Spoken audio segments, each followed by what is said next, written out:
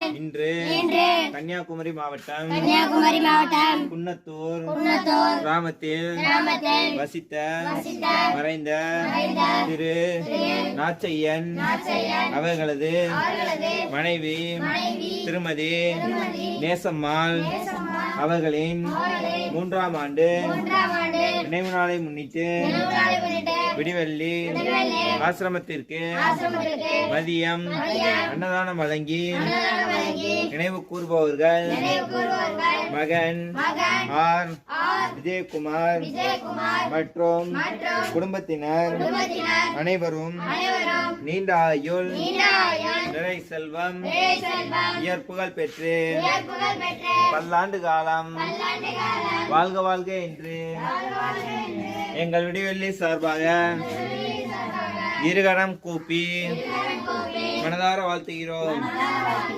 மேலும் தெய்வத்திரு நேசம்மாள் அவர்களின் ஆன்மா சாந்தி அடைய எல்லாம் அல்ல இறைவனை பிரார்த்திக்கின்றோம்.